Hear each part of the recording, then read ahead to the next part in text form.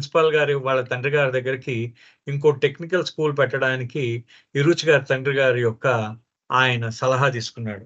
అందుకని ఇరుచి గారు తెలుసుట. ఇరుచి గారి దగ్గరికి వెళ్ళాడు. ఏంటి జసావలా ఏంటి సంగతి ఏమైందని అడిగాట. ఇతను కోపంలో ఊగిపోతూ, ఫాదర్ నాకు చాలా అన్యాయం జరిగింది అని అంటే, జసావలా నెమ్మదిగా మాట్లాడు అని చెప్పేసి అంటున్నట్టు ఆయన. అంటే చూడండి నా చేతులు అవి ఎలా కందిపోయాయో అని చేతులు చూపించేట. అంటే ఇరుచి గారిని అన్నట్ట, అయితే నువ్వు మళ్ళీ అలర్ట్ చేసావా క్లాస్లో అన్నట్ట గురువు గారు ప్రిన్సిపల్. లేదు ప్రిన్సిపల్ సార్, నేను చేయలేదు. నేను ఏ విధమైన తప్పు చేయలేదు, నేను సత్యం చెప్తున్నాను అని అంటే, నీకేం కావాలన్నారు. మీరు ఈ క్లాసులు దాన్ని ఏమంటారంటే ఈ బైబిల్ క్లాసులు చెప్పేటప్పుడు మీరు మమ్మల్ని వెనకాతలు కూర్చోబెడుతున్నారు. అయితే మమ్మల్ని క్లాస్లో అయినా కూర్చొనివ్వండి, లేకపోతే మమ్మల్ని బయటికి వెళ్ళి ఆడుకొనివ్వండి అని చెప్పేసి అన్నట్ట. మా తల్లిదండ్రులు, our parents are wild that our ranks are so low and we are treated as heathens. అంటే మా తల్లిదండ్రులు మమ్మల్ని చాలా కోప్పడుతున్నారు. ఎందుకంటే స్కూల్లో మా ర్యాంక్ చాలా తక్కువగా వస్తున్నది. అదే విధంగా స్కూల్లో మమ్మల్ని ఒక వెలివేసిన వాళ్ళలా స్కూల్లో చూస్తున్నారు. Why are we closeted inside the classroom when we are not supposed to attend the classes. ఎందుకు మమ్మల్ని క్లాస్ రూమ్ లో కూర్చోబెడుతున్నారు? మేము ఆ క్లాసులు మాకు అక్కర్లేదు కదా, అలాంటి అక్కర్లేని క్లాసుల్లో మమ్మల్ని ఎందుకు కూర్చోబెడుతున్నారు అన్నట్టు ఆయన. We can't help but play mischief. Either allow us to play outside or permit us to attend the classes. So all this was explained to him. It is the policy. What we can do? The rules are like that. So allow us to go and play. We will see. Go back. ఆయన అంటున్నాడు అనమాట, మాకు అవసరం లేని class రూముల్లో మీరు మమ్మల్ని కూర్చోబెడుతున్నారు. మరి పిల్లల్ని అంత బలవంతంగా పెట్టినప్పుడు ఎవరో ఒకరు అలర్ట్ చేస్తారు. సో లేకపోయిన పక్షంలో మమ్మల్ని బయటకు వదిలేయండి. బయటకు వదిలేస్తే మేము ఏం చేస్తామంటే మేము ఆడుకుంటాం వెళ్ళి. సో మమ్మల్ని బయటకైనా వదలండి, లేకపోతే మాకు కూడా క్లాసులు పెట్టండి.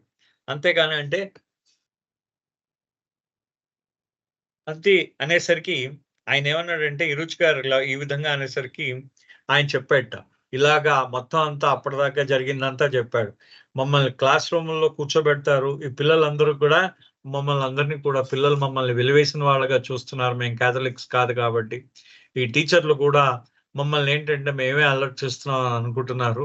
కానీ మమ్మల్ని బయటికి పంపించట్లేదు. అంటే మేము క్లాస్ రూమ్ లో బలవంతంగా కూర్చోబెడుతున్నారు, బయటికైనా పంపించట్లేదు అని చెప్పేసి మొత్తం ఆ విశేషాలన్నీ చెప్పేసరికి ప్రిన్సిపల్ అన్నారట, అయ్యా ఇది ఒక పాలసీ, అది దాన్ని నేనేం చేస్తాను, ఎలా మారుస్తాను అన్నట. అంటే అలాంటప్పుడు మమ్మల్ని బయటికి తీసుకెళ్ళి ఆడుకొనివ్వండి అన్నట్ట ఆ ఇరుచి. అనేసరికి సరే నేను చూస్తాను అన్నట. But to my utter surprise the next morning we are all summoned to the auditorium. All the teachers and professors, the brothers and the fathers and all the students are assembled there. Father Gross begins to speak out how the school started. Then he says, now the time has come to change our policy. The non-Catholics may join the scripture class if they want, but we are not forcing them, or they can go out and play. అయితే ఆ రోజు మర్నాడు ఉదయం ఏం చేశారంటే, ఆ రోజు ఒక స్కూల్ మార్నింగ్ అసెంబ్లీ జరుగుతుంది కదా స్కూల్లో, ఆ అసెంబ్లీ జరిగే సమయానికి ప్రిన్సిపల్ గారు వచ్చేసి ఆ టీచర్లు ప్రొఫెసర్లు అందరూ అక్కడ కూర్చునేసరికి ఆయన మాట్లాడడం ప్రారంభించారు. స్కూల్ ఎలా ప్రారంభమైందో చెప్తూ ఆయన ఏమన్నాడంటే, ఇప్పటిదాకా ఈ స్కూల్లో ఒక పాలసీ నడిచింది, కానీ ఇప్పుడు అంటే ఒక పద్ధతి ప్రకారం ఇప్పటిదాకా ఒక పద్ధతి నడిచింది, కానీ ఇప్పుడు మేమేం చేస్తున్నామంటే ఆ పద్ధతిని మార్చాలనుకుంటూ ఉన్నాం.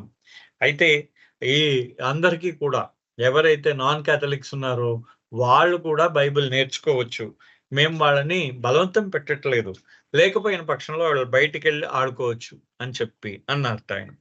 When I heard this, I brightened up. But then he recalled out my name, Jasavala. I stood up. Yes, father.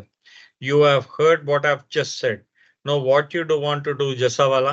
Do you want to go out and play games, or would you like to be in the class and take up the study of the life of Jesus Christ? What would you like? To play or to study? The tone of his voice was so demeaning when he said, do you want to go out and play? అన్నట్టు ఆయన చూడండి, అంటే ఆయన నిన్ను ఏడిపిస్తున్నట్టు, demean చేస్తున్నట్టు ఉంది, అంటే ఈయన్ని చాలా ఇబ్బంది పెడుతున్నట్టుంది అనమాట. నిన్న ఆయన ప్రిన్సిపల్ గారికి కంప్లైంట్ చేశాడు కదా, అంటే ఆయన ఏదైనా అంటే ఇతన్ని న్యూన్యపరచడానికి ప్రిన్సిపల్ గారు ఆ విధంగా మాట్లాడుతున్నారు అనిపించింది అనమాట ఇతనికి. అంటే నేను గట్టిగా అడిగావు కదా నువ్వు ఆడుకుంటావా నువ్వు మమ్మల్ని ఆడుకోనివ్వండి అన్నాడు అనమాట ఈరోజు గారు వెళ్ళి. ఆడుకోనివ్వండి అనేసరికి ఆ ప్రిన్సిపల్ గారు ఆడుకుంటావా లేకపోతే చదువుకుంటావా అన్నట్టు మాట్లాడాడు అనమాట, ఏడిపిస్తున్నట్టు అనమాట ఆయన. అంటే ఇతన్ని న్యూన్యపరుచుతున్నట్టు మాట్లాడాడు, అంటే అతను చిన్నబుస్తున్నట్టు. అంటే ఏ విధంగా అంటే ఆ మర్నాడు వచ్చాడు, అందరి ముందు అడిగేశాడు జసావాలా అంటే ఫాదర్ అన్నట్ట. అంటే సరే ఇప్పుడు నువ్వు ఆడుకుంటావా చదువుకుంటావా అని చెప్పేసాను. నువ్వు జీసస్ క్రైస్ట్ లైఫ్ చదువుకోవచ్చు, లేకపోయిన పక్షంలో నువ్వు బయటికి వెళ్ళి ఆడుకోవచ్చు. సో నువ్వు ఆట ముఖ్యమా చదువు ముఖ్యమా అనే విషయంలో ఆయన అడిగేశారు. How could I say in front of the whole crowd that I would rather play games like a child, I was trapped. ఇంతమంది ముందు ఆయన నన్ను ఉక్కిరి బిక్కిరి చేసి పడేశాడు మొత్తానికి. కారణం ఏంటి? అంతమంది ముందు నేను ఆడుకుంటానని నేను చెప్పలేను కదా. నేను ఒక బోన్లో చిక్కించాడు అనమాట, ఒక బోన్లో పడినట్టు అయిపోయింది ఆయనకి. Now I was a teenager and I had my self respect. I had taken the lead, so I had to do something. I emboldened myself and said, I would like to take the classes, father. Good, I am very happy. Go and buy the books now and join the class. అయితే అతనికి ఆ teenager, ఇంకా నేను teenage వయసులో ఉన్నాను. So నాకంటూ ఒక respect ఏర్పడుతున్నది అప్పుడప్పుడే.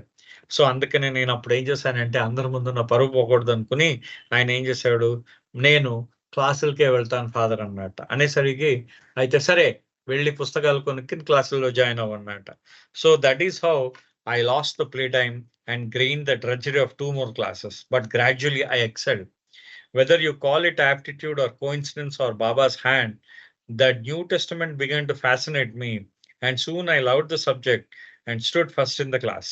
సో మొత్తానికి ఈ విధంగా నేను ఆడుకునే సమయాన్ని కోల్పోయాను. అయితే మెల్లిగా నాకు ఒక 2 క్లాసులు ఇంకా ఎక్స్ట్రా తగిలాయి నాకు. అయినా మెల్లిమెల్లిగా క్రమక్రమంగా నేను నా చదువులో ఇప్పుడు నేను పూర్తిగా చాలా మంచి ఉత్తీర్ణత సాధించాను. సో అది కాకతాళీయం కావచ్చు, లేకపోతే అది నా మేధస్సు కావచ్చు, లేకపోతే బాబా సహాయం కావచ్చు. మొత్తానికి నేను చాలా బాగా మార్కులు తెచ్చుకున్నాను దాంట్లో. ఈ బైబిల్‌లో ఓల్డ్ టెస్టమెంట్, న్యూ టెస్టమెంట్ అని ఉంటుంది. దాంట్లో న్యూ టెస్టమెంట్ నన్ను చాలా ఆకర్షించేది. Naturally, I became a favorite of the fathers and brothers. They loved me, thinking that I was a potential Catholic. And I was really happy because I liked having good marks in school and felt proud that I stood first in the scripture class. అయితే నన్ను అనుకున్నట్ట, నేను మారిపోతాను, Catholic కింద మారిపోతానని అందరూ అనుకున్నట్టు. అందరూ కూడా వాళ్ళు అందరూ కూడా ఆ విధంగా చదివేవాటి రోజు ఆ బైబిల్ క్లాసులు అన్నమాట. సో మొత్తానికి అందరూ కూడా ఈయన ఈ విధంగా చదువుతూ ఉంటే చాలా సంతోషించారట. దాంట్లో కూడా స్కూల్లో కూడా మంచి మార్కులు తెచ్చుకున్నాను. ఆ స్క్రిప్చర్ క్లాసెస్‌లో అంటే బైబిల్ క్లాసుల్లో ఫస్ట్ తెచ్చుకున్నట్టు ఈ ఆ రోజుల్లో. As I passed from standard to higher standard, my interest in the scriptures continued to grow. I was going deeper into the meaning behind certain parables, and I found that there were problems for which I wanted some clarification. So I would stand up and say, Father, I don't understand the meaning of this parable. At first, he would answer me and was happy that I was taking such a great interest. But then, as we are progressing further and further, I had more and more questions. Father, I don't understand the meaning of this. Sit down, Jasavala, sit down. It is a mystery you don't understand. So I sat down quietly, but after another week or so, again I asked, Father, I don't understand. Sit down, sit down. It is a mystery you weren't able to understand. After the third attempt, I would bear this. It was a rebuff to me. What to do? I don't have the courage now to say I don't understand certain things. I can't speak out. So I kept quiet and feel helpless. That was the last time I ever raised my hand to ask a question. You know,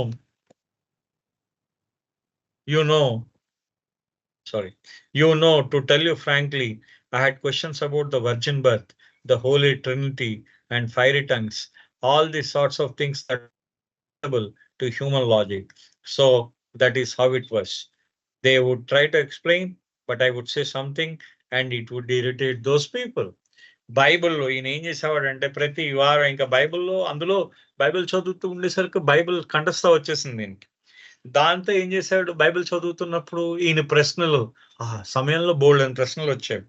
వస్తే వాళ్ళందరూ కూడా ముందు అనుకున్నారు దాని లోతైన meaning ఏంటి అనే దాన్ని ఈయన కనుక్కుందాం అని చెప్పేసి ఈయన ప్రశ్నలు అడుగుతూ ఉండేవాడు. ఈయన బాగా ఇంట్రెస్ట్ చూపిస్తున్నాడు, వాళ్ళు సమాధానం చెప్పారట. అది ఎంత దాకా వెళ్ళిపోయిందంటే ఇరుచి గారు ఇంకా లోతుగా ప్రయాణిస్తున్నాడు అనమాట బైబిల్లోకి. వాళ్ళకి ఆ విషయాలు తెలియట్లేదు వాళ్ళకి.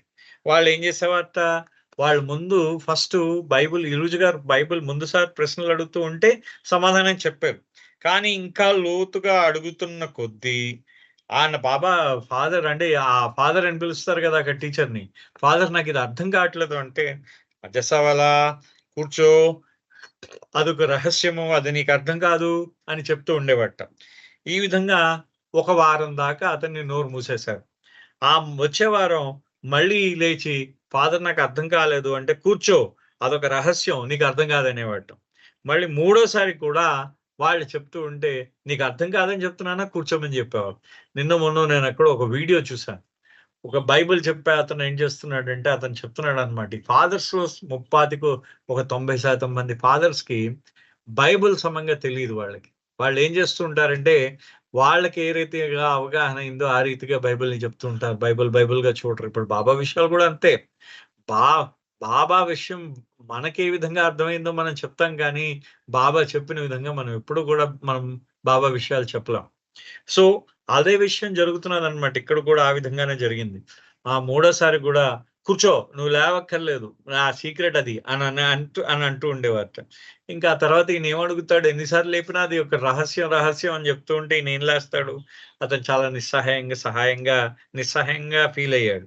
అయిన తర్వాత ఇంకా ఆ తర్వాత ఇంకెప్పుడు చెయ్యెత్తలేడట ఆయన. సో, మొత్తానికి మీకు నేను చెప్తున్నాను, చాలా నిక్కచ్చిగా చెప్తున్నాను. నాకు వర్జిన్ బర్త్ అంటే కన్యగా ఉండే మేరీ ఏ విధంగా జన్మనిచ్చింది జీసస్ క్రైస్ట్‌కి. ఆ తర్వాత హోలీ ట్రినిటీ అంటే ఏంటంటే భగవంతుడు. అంటే సర్వవ్యాపి అయిన వాడు భగవంతుడుగా మనం యెహోవా గురించి చెప్తాం. ఆయనకి నిరాకారుడైన భగవంతుడు, ఆకారం దాల్చిన భగవంతుడు, హోలీ స్పిరిట్ అన్నమాట. హోలీ స్పిరిట్ ఆ పరమాత్మ. ఈ మూడిటి ఈ మూడిటి విషయాలు దీన్ని హోలీ ట్రినిటీ అంటారు దీన్ని. యాక్చువల్లీ దాన్ని మనకి మన బైబిల్‌లో చెప్తే అంటే ఇది సాధారణంగా ఇది అర్థం కాదనమాట. అంటే జనరల్‌గా బైబిల్‌లో ఏం చేస్తారంటే నిరాకారుడైన భగవంతుడిని యెహోవా అంటారు. ఆ యెహోవా యొక్క కుమారుడుగా ఆయన కూడా దైవం అన్నమాట. జీసస్ క్రైస్ట్ అంటారు. ఆ తర్వాత ఈ జీవాత్మ హోలీ స్పిరిట్‌గా దేవుడు అంటే ఈ దేవుడు ఒక్కడే.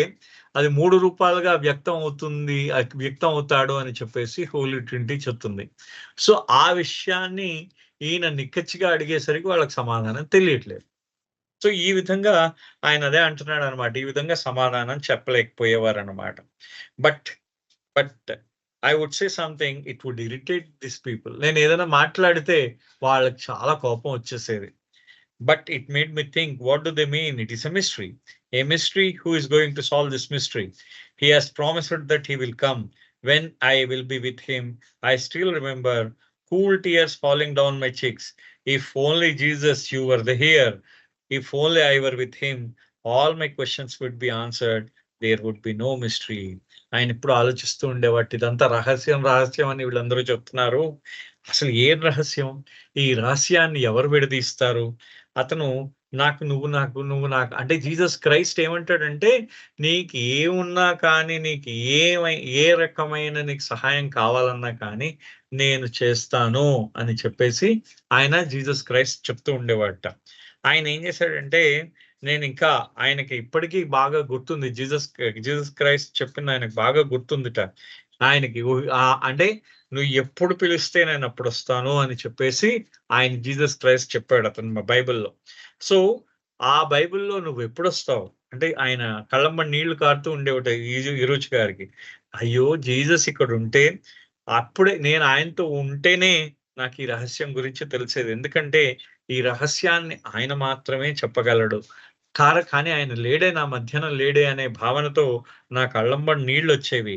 నాకు ఈ రహస్యం ఇగ ఆయన వస్తేనే ఈ రహస్యం తీరుతుంది.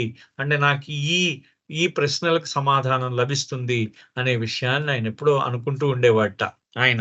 ఎవరు విరోచ్ గారు. He had pure longing. I wanted Jesus. All my feelings were about Jesus. I did not look upon him as a master, but somebody who has a real man, someone with whom we could spend the whole of our life. నాకు ఆయన యందు సంపూర్ణమైన longing ఆకాంక్ష ఉందన్నమాట. అంటే ఎంత గొప్ప ఆకాంక్ష నాకు ఆయనతో ఉందంటే, అంటే జీసస్ క్రైస్ట్ గురించి మనకి ఆయన లాంగింగ్ అంటూ ఉంటాం కదా. అంటే మనకి ఆ గాఢంగా మనం గాఢంగా ఆయనని కోరడం, అంటే గాఢంగా ఆయన యొక్క ఉనికిని మనకు కావాలనుకోవడం, గాఢంగా ఆపేక్షించడం అన్నమాట ఆయన్ని. ఎంతలాగా గాఢమైన ఆపేక్ష, గాఢమైన అభిష్టాన్ని, గాఢమైన కోరికని లాంగింగ్ అంటాం. అంత గాఢమైన ఆపేక్ష, ఆయన మీద ఉన్న ఆపేక్ష, అది నాకెంతలాగా ఉండేదంటే, నాకు జీసస్ క్రైస్ట్ నాకు కావాలి. నా అనుభూతులన్నీ, నా నా నా యొక్క భావాలన్నీ ఆయనతో నేను చెప్పుకోవాలి. నేను ఆయనను ఒక గురువుగా నేను ఎప్పుడు అనుకోలేదు. కానీ ఆయన ఒక నిజమైన మనిషిగా నేను ఎప్పుడు తలిచాను. ఎందుకంటే ఇంకా ఆయన ఏ విధంగా నిజమైన మనిషిగా, నా మిగిలిన జీవితం అంతా ఆయనతో గడపడానికి సిద్ధపడ్డ ఏకైక వ్యక్తిగా నేను జీసస్ క్రైస్ట్‌ని తలిచాను అన్నాడు. అంటే మన ఫ్రెండ్ లాగా మనం ఆయనతో ఉండిపోదాం అనుకుంటే, ఇప్పుడు చాలా మంది ఏం చేస్తామంటే టీనేజ్‌లో లవ్ అని అనుకుంటారు. దాంట్లో ఏం చేస్తారు, అవతల వాడితో నేను జీవితాంతం వాడితో ఉండిపోదాం అని అనుకుంటారు. సో ఈ విధమైన గాఢమైన ఆకాంక్ష, ఆ గాఢమైన ఆకాంక్ష ఏదైతే ఉందో, ఆ గాఢమైన ఆకాంక్ష అది మనకి ఎవరితో అంటే జీవితాంతం వాళ్ళతో గడిపే ఆకాంక్షని ఈయన జీసస్ క్రైస్ట్ యొక్క నామంతో పొందాడనమాట. I thought that I would like to go through all the hardships that he went through if he were to be by my side. And a time came when, in response to my intense longing to be with Jesus, Baba came to our house. Chudandi. Not only that, but he stood at the gate waiting for me as I cycled back from school. But I did not know then that Baba and Jesus were the same one. What a paradox it is. చూడండి, ఆయన ఏం చేస్తున్నాడు, ఈ విధమైన longing, ఈ విధమైన ఆయనకి ఈ విధమైన ఆకాంక్ష ఉందన్నమాట. జీసస్ క్రైస్ట్ కోసం ఆకాంక్ష ఉందన్నమాట. ఉండేసరికి సో అతనికి ఎప్పుడూ కూడా జీసస్ క్రైస్ట్ ఉండిపోవాలి అనేది ఉందన్నమాట. నేను ప్రపంచంలో ఎలాంటి కష్టమైన జీసస్ క్రైస్ట్ నా పక్కన ఉంటే, ఈ ప్రపంచంలో ఎలాంటి కష్టాన్నైనా నేను ఎదుర్కోగలను అనే భావం ఉండేదన్నమాట. కానీ క్రీస్తు ఎప్పుడు ఆయన పక్కకి రాలేదు. అయితే కొంతకాలం అయిన తర్వాత ఆయన జీసస్ యందు ఉన్న ఆకాంక్షకు మెచ్చి స్వయంగా బాబాయే వచ్చారు. బాబా వాళ్ళ ఇంటికి వచ్చారు. అదే విధంగా ఇంటికి రావడమే కాదు, విరూచ్ గారు సాయంత్రం స్కూల్ నుంచి వస్తూ ఉంటే విరూచ్ గారి కోసం ఆయన ఎదురు చూశాడు. బాబా ఎదురు చూసి ఆయన స్కూల్ నుంచి సైకిల్ మీద వస్తూ ఉంటే ఆయన ఆహ్వానించాడు అనమాట.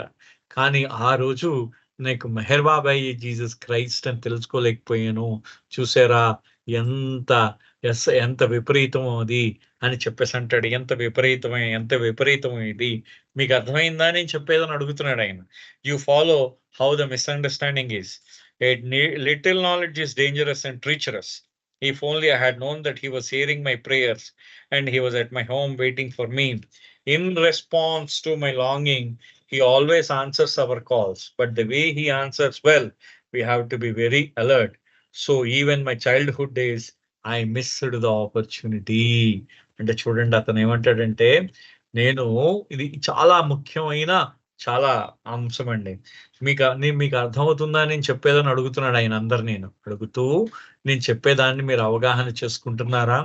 ఎందుకంటే అంటే మిడిమిడి జ్ఞానము చాలా అపాయకరమైనదిట. కారణం ఏంటంటే, నాకు ఆ రోజు జీసస్ క్రైస్ట్ నా ప్రార్థనలు విన్నాడు. ఆయనే నా ఇంటికి వస్తున్నాడు. ఆయన నా కోసం ఎదురు చూస్తాడు. నా యొక్క ఈ ఆకాంక్షకి ప్రతిస్పందిస్తూ ఉన్నాడు జీసస్ అనే విషయం నాకు కానీ తెలిస్తే నాకెంతో బాగుండేది. కానీ నాకు తెలియదు. ఆయన ఎప్పుడూ కూడా మనం ఏదైనా ఆయనను పిలిస్తే ఆయన పలుకుతాడు. అదే విధంగా ఆయన జవాబిస్తాడు. అందుకనే ఆయన జవాబు ఏ రీతిలో వస్తుందో మనం ఎప్పుడూ కూడా అప్రమత్తులై ఉండాలి. అంత అప్రమత్తత కావాలన్నమాట. మనం చాలా సిద్ధంగా ఉండాలట, అప్రమత్తతగా ఉండాలన్నమాట. అదే విధంగా మన యొక్క పిలుపు, మనం ఏదైతే పిలుస్తామో, భగవంతుడిని ఏ విధంగా అయితే పిలుస్తామో, మనం పిలిచినప్పుడు ఆయన దానికి సమాధానం ఇస్తాడు.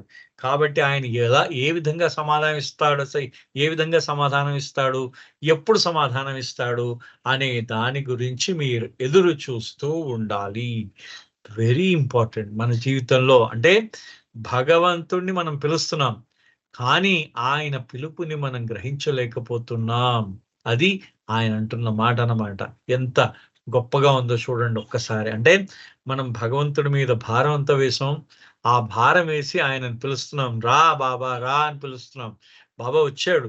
వచ్చినప్పుడు బాబా యొక్క రాకని మనం సరిగ్గా గుర్తించలేకపోయాం. కానీ కొంతకాలం అయిన తర్వాత మొత్తం మన ఒంట్లో ఉన్న మొత్తం ఈ శక్తంతా హరించుకుపోయిన తర్వాత మన కళ్ళ ముందు జ్ఞాపకాలు గడుస్తూ ఉంటాయన్నమాట. నడుస్తూ ఉంటుంది. అప్పుడు మనకు గుర్తొస్తుంది. ఏంటంటే, అయ్యో! ఆ రోజు బాబాయే ఈ రూపంలో మా ఇంటికొచ్చాడే. నేను ఆయన్ని పిలవలేక అయ్యో! లోపలికి నేను ఆయన మాట వినలేకపోయానే. ఇలాంటివి మన జీవితంలో కోకొల్లలుగా జరుగుతాయి. ఖచ్చితంగా అండి. 1 కాదు, 2 కాదు.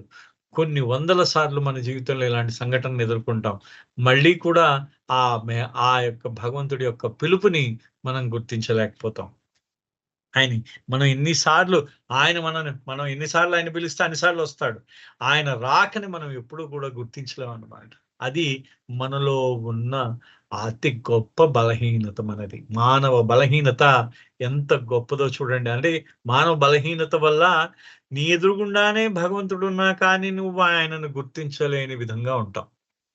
అది మనం చాలా బాధ అనిపిస్తూ ఉంటుందన్నమాట. సో, ఆయన అంటారనమాట. ఆయన ఇరుచి గారంటూ సో, నా చిన్ననాడు, నా చిన్ననాటి రోజుల్లో నేను చాలా గొప్ప అవకాశాన్ని మిస్ అయ్యాను. అంటే ఆ రోజుల్లో ఆయనకు తెలీదు. జీసస్ క్రైస్టే బాబా అనే విషయాన్ని ఆయనకు తెలీదనమాట.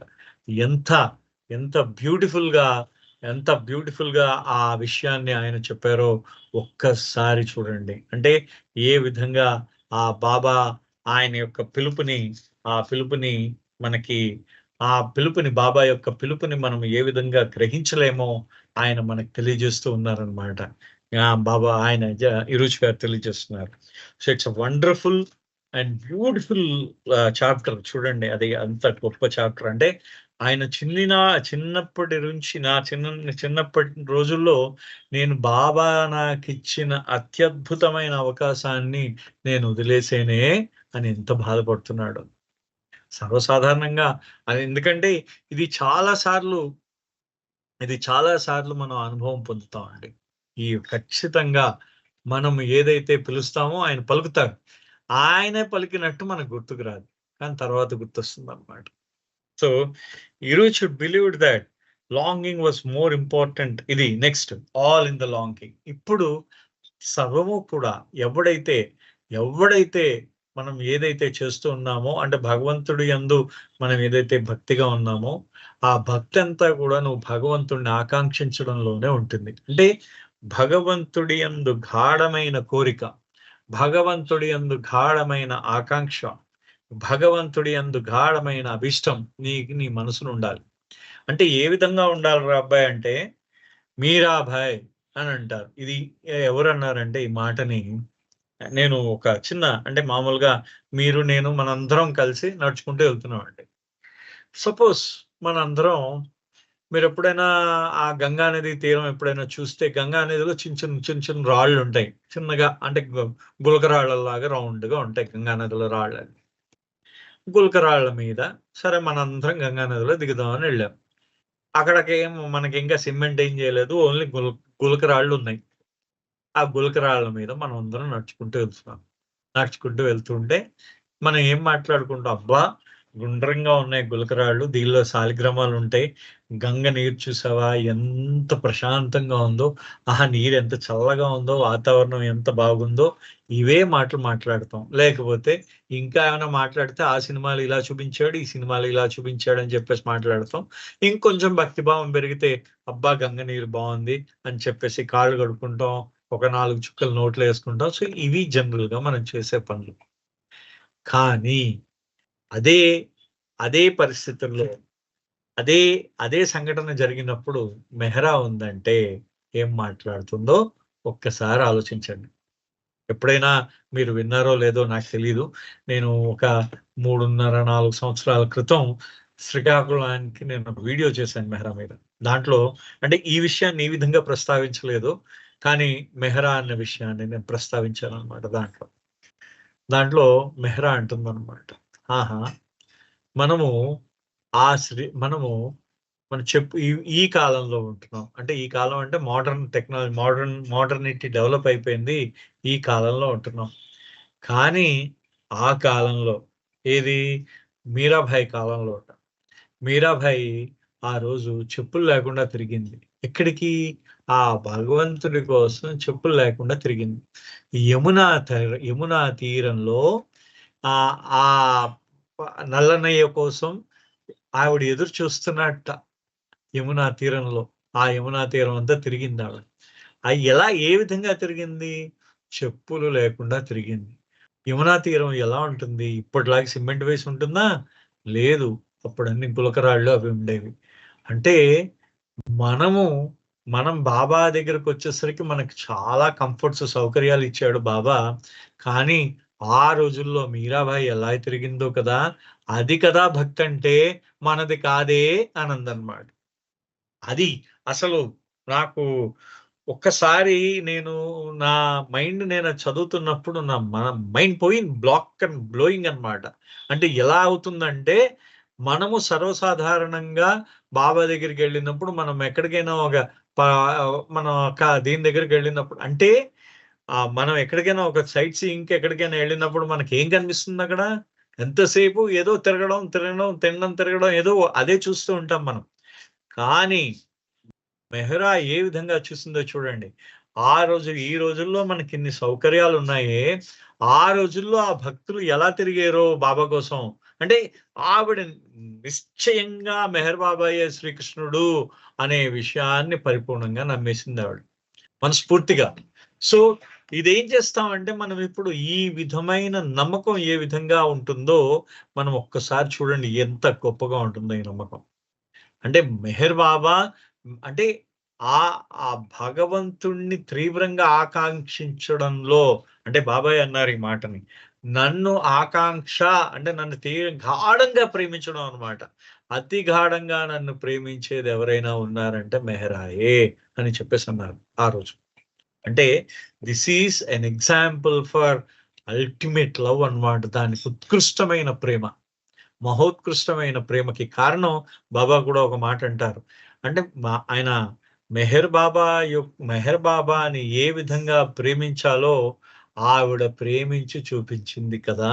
అని చెప్పేసి బాబా అన్నారు. అంటే నన్ను ఏ విధంగా ప్రేమించాలనే విషయం ఆయన చెప్తే, ఆయన చెప్పిన విధంగా ఆయనను ప్రేమించింది ఆవిడ. బాబాయ్ చెప్పారు ఆయనను ఏ విధంగా ప్రేమించాలో. ఆ విధంగా ఆవిడ ప్రేమించి చూపించిన మెహ్రా. అదనమాట ఆవిడ ఆకాంక్ష. అంత గొప్పగా ఉంటుంది. ఇట్స్ అసలు మనం ఆలోచిస్తూ ఉంటే మనం మన ఊహకి కూడా అందని గొప్ప ఆ ప్రేమ ఇదనమాట ఆవిడ ప్రేమ భావం ఆవిడలో అలాగా మనకి వెల్లివిరుస్తూ ఉంటుంది. ఎప్పుడు కూడా ప్రేమ భావం వెల్లివిరుస్తూ ఉంటుంది ఆవిడలో. అది ఆ మెహ్రా అన్నమాట. సో ఇది ఈ chapter all in the longing అంటే ఆకాంక్షించడం, గాఢంగా భగవంతుడిని ఆకాంక్షించడం, ప్రేమించడం. So Eruch believed that longing was more important than our proximity to Baba's physical presence.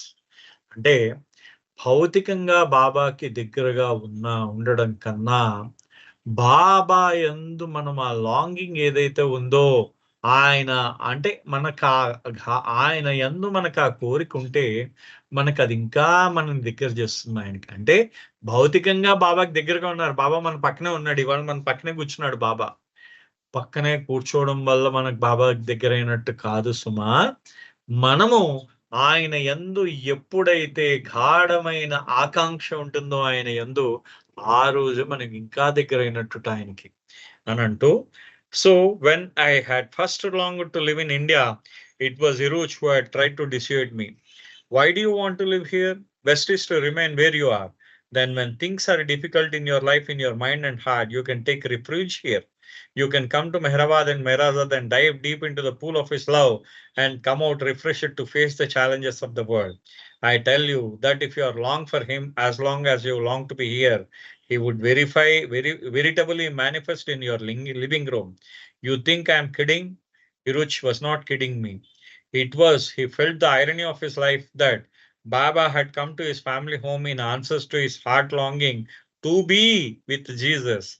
Yet he did not realize it. ఇంత గొప్ప స్టేట్మెంట్, ఇంత గొప్ప స్టేట్మెంట్ చూడండి. అంటే అంటే రుచి గారి డవానా బ్రౌన్ భారతదేశం వచ్చింది. అసలు ఇక్కడికి ఎందుకు ఉండాలనుకుంటున్నావమ్మా? నువ్వు ఎక్కడుండాలో అక్కడ ఉంటే చాలా బాగుంటుంది కదా.